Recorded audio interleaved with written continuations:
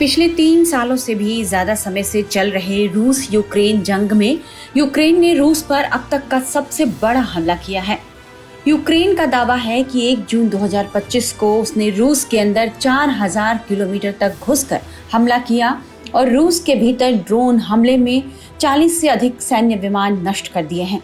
Ukraine ने दावा किया है कि इन हमलों में रूस के 5 अलग अलग क्षेत्रों मुरमांस्क, इरकुत्स्क, इवानोवो, रियाजान और अमूर में स्थित एयरबेस पर हमला किया गया और रूस को दहलाया गया है।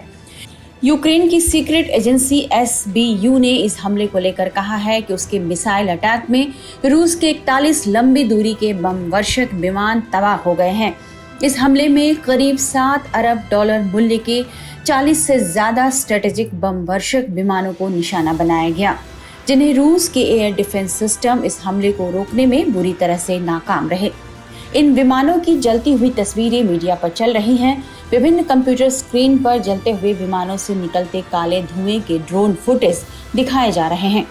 यूक्रेन का रूस पर यह हमला इस्तांबुल में दोनों पक्षों के बीच सीधी वार्ता के नए दौर के लिए आज होने वाली प्रस्तावित बैठक से ठीक 1 दिन पहले हुई है। समझा जा रहा है कि इसने वार्ता को और जटिल बना दिया है।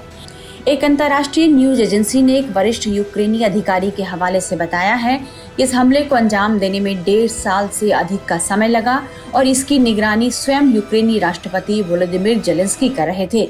वरिष्ठ अधिकारी ने यह भी बताया कि इस अभियान में ट्रंक में कंटेनरों में ड्रोन भरकर रूसी क्षेत्र में अंदर तक ले जाया गया। ड्रोनों ने 1 जून की दोपहर को कई हवाई अड्डों पर तैनात 40 बम वर्षकों को निशाना बनाया, जिनमें यूक्रेन से 4000 किलोमीटर से अधिक दूर रूस के इरकुत्स्क क्षेत्र में स्थित बेलाया हवाई अड्डा भी शामिल था। यह पहली बार है कि इस क्षेत्र में यूक्रेनी ड्रोन देखा गया।